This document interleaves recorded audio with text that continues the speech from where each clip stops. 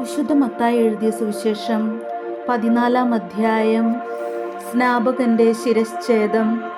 അക്കാലത്ത് സാമന്ത രാജാവായ ഹെറോദേസ് യേശുവിൻ്റെ കീർത്തിയെപ്പറ്റി കേട്ടിട്ട് തൻ്റെ സേവകന്മാരോട് പറഞ്ഞു, ഇവൻ സ്നാപക യോഹന്നാനാണ്. മരിച്ചവരിൽ നിന്ന് അവൻ ഉയിർപ്പിക്കപ്പെട്ടിരിക്കുന്നു. അതുകൊണ്ടാണ് ഈ ശക്തി ഇവനിൽ പ്രവർത്തിക്കുന്നത്.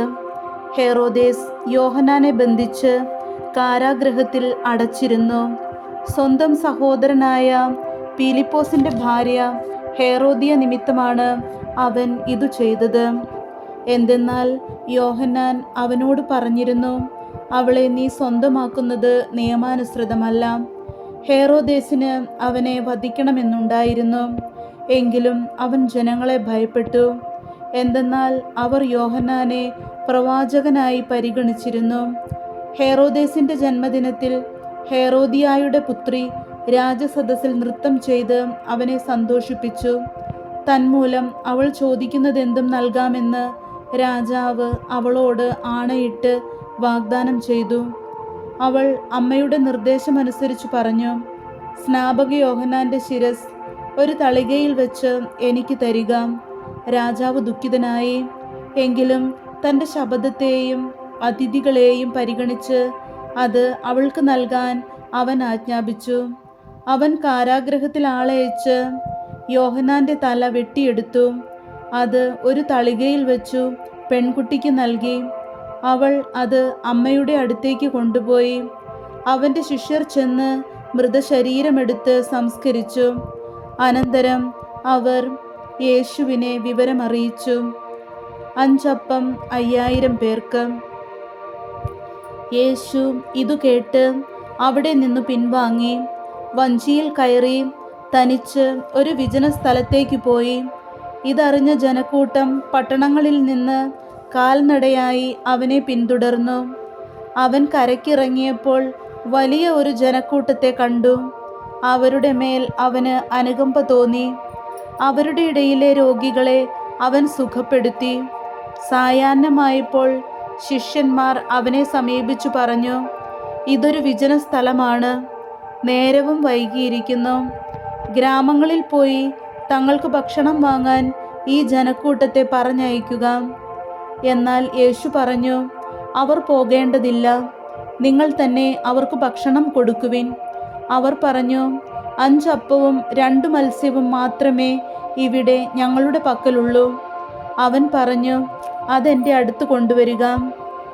അവൻ ജനക്കൂട്ടത്തോട് പുൽത്തകിടിയിൽ ഇരിക്കാൻ കൽപ്പിച്ചതിന് ശേഷം 5 അപ്പവും 2 മത്സ്യവും എടുത്ത് സ്വർഗത്തിലേക്ക് നോക്കി, ആശീർവദിച്ച് അപ്പം മുറിച്ച് ശിഷ്യന്മാരെ ഏൽപ്പിച്ചു.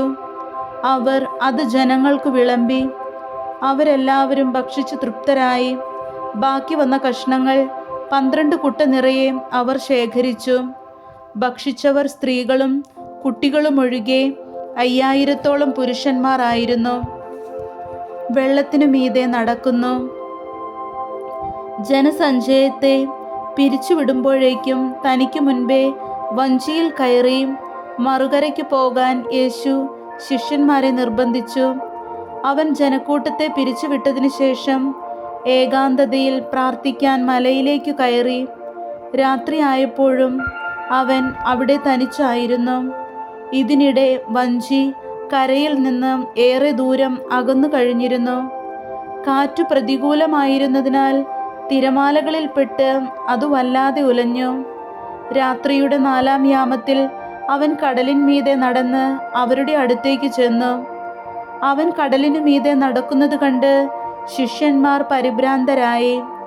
ഇതാ ഭൂതം എന്നു പറഞ്ഞ് ഭയം നിമിത്തം നിലവിളിച്ചു. ഉടനെ അവൻ അവരോട് സംസാരിച്ചു, ധൈര്യമായിരിക്കുവിൻ, ഞാനാണ്, ഭയപ്പെടേണ്ട. പത്രോസ് അവനോട് പറഞ്ഞു, കർത്താവേ, അങ്ങാണെങ്കിൽ ഞാൻ ജലത്തിനു മീതെ കൂടി അങ്ങയുടെ അടുത്തേക്ക് വരാൻ കൽപ്പിക്കുക. വരൂ, അവൻ പറഞ്ഞു. പത്രോസ് വഞ്ചിയിൽ നിന്നിറങ്ങി വെള്ളത്തിനു മുകളിലൂടെ യേശുവിൻ്റെ അടുത്തേക്ക് നടന്നു ചെന്നു. എന്നാൽ കാറ്റ് ആഞ്ഞടിക്കുന്നത് കണ്ട് അവൻ ഭയന്നു. ജലത്തിൽ മുങ്ങി താഴാൻ തുടങ്ങിയപ്പോൾ അവൻ നിലവിളിച്ചു പറഞ്ഞു, കർത്താവെ രക്ഷിക്കണേ. ഉടനെ യേശു കൈനീട്ടി അവനെ പിടിച്ചുകൊണ്ട് പറഞ്ഞു, അല്പവിശ്വാസി, നീ സംശയിച്ചതെന്ത്?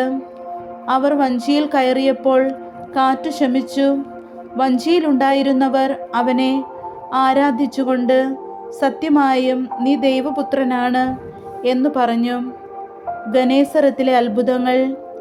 അവർ കടൽ കടന്ന് ഗനേസറത്തിലെത്തി.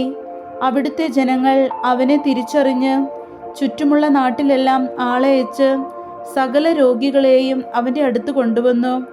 അവൻ്റെ വസ്ത്രത്തിൻ്റെ വിളുമ്പിൽ ഒന്ന് തൊടാനെങ്കിലും അനുവദിക്കണമെന്ന് അവർ അവനോട് അപേക്ഷിച്ചു. സ്പർശിച്ചവരെല്ലാം സുഖം പ്രാപിക്കുകയും ചെയ്തു.